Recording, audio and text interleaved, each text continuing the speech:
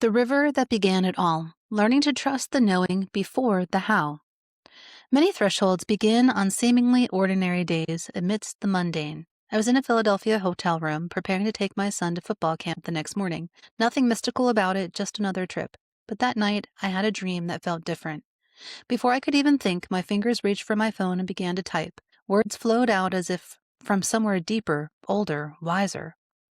I didn't understand what they meant, but I knew they meant something. That dream became the seed of what would later grow into Goddess in Training.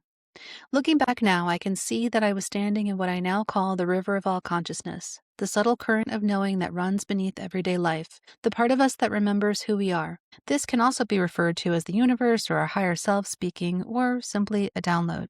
For me, it begins with a feeling of immersion, like my awareness expands beyond my body, yet feels more me than ever before. If I could have been my own transition doula, what I felt that day was a combination of excitement, nervousness, doubt, pressure to execute, and confusion. Why was this calling coming to me? The knowing made me feel a burst of energy and thrilled to have cosmic direction. But underneath that thrill was the ache of uncertainty. How would this come together? What if I ignored it? What if I wasn't capable of carrying it through? If I could go back to that version of myself, I wouldn't have tried to interpret or fix anything. I would have held her hand and said, "You don't need to see the whole map. You just need to trust the compass inside you." Because the hardest part of remembering isn't the knowing, it's the waiting. It's holding a truth you can feel but can't yet prove. If I had been my own transition doula, here's how I would have guided her through that space between clarity and confusion. 1. Anchor the message before analyzing it.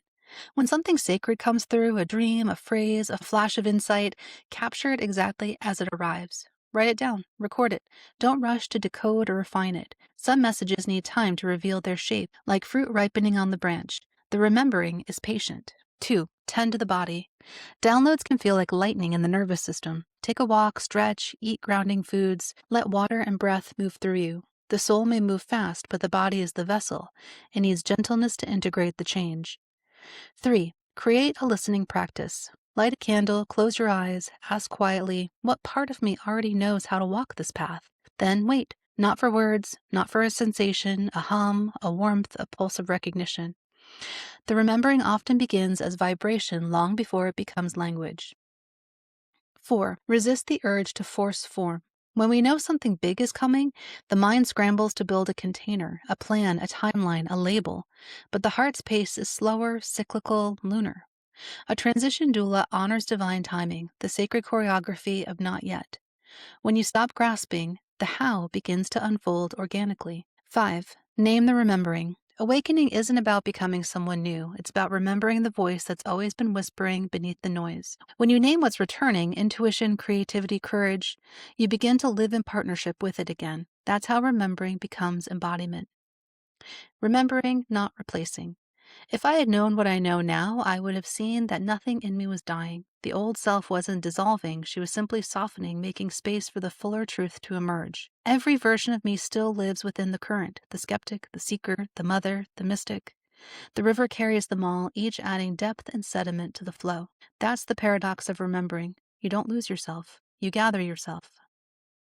If you're standing in that same current where something deep inside has whispered yes, but the how remains foggy, know that you're not broken, behind, or alone. This is sacred ground.